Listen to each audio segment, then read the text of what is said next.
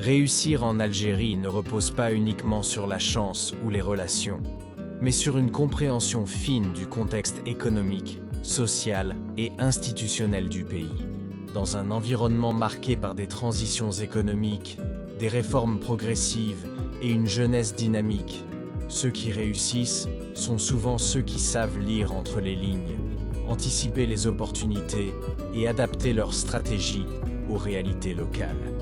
Derrière les parcours visibles de réussite se cachent des mécanismes moins médiatisés mais déterminants. La première stratégie consiste à maîtriser l'environnement administratif plutôt que de le subir. En Algérie, les procédures peuvent sembler complexes, mais les entrepreneurs et cadres performants prennent le temps de comprendre les circuits légaux, les délais réels et les dispositifs existants. Cette connaissance réduit les blocages, évite les erreurs coûteuses et permet d'agir avec efficacité dans un cadre réglementaire en évolution constante. La deuxième stratégie repose sur l'intégration intelligente dans l'économie locale. Réussir ne signifie pas copier des modèles étrangers, mais adapter ses projets aux besoins réels du marché algérien. Les secteurs comme l'agroalimentaire, le bâtiment, les services numériques ou les énergies renouvelables offrent des opportunités à ceux qui comprennent les spécificités régionales et les habitudes de consommation locale. Une troisième stratégie clé est l'investissement dans le capital humain. En Algérie, les réseaux de compétences jouent un rôle majeur. Les personnes qui réussissent valorisent la formation continue, développent des compétences pratiques et s'entourent de profils complémentaires. La montée en puissance des universités, des écoles techniques et de l'auto-formation en ligne renforce cette dynamique.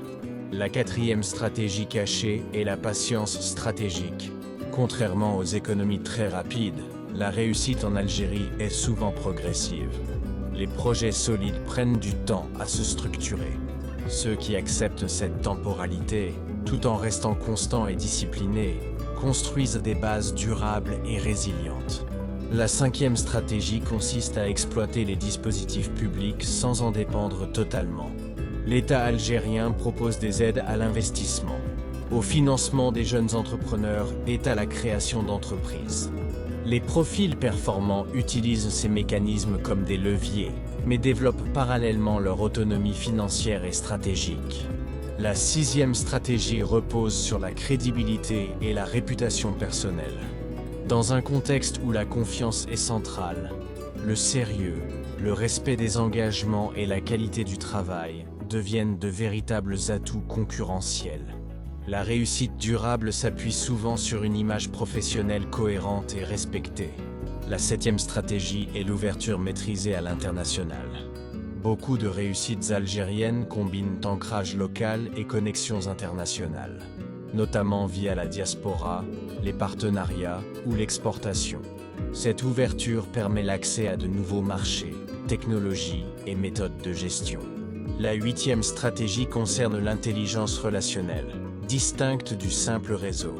Il s'agit de construire des relations professionnelles basées sur la compétence, l'échange de valeurs et la confiance mutuelle, plutôt que sur des rapports opportunistes ou temporaires.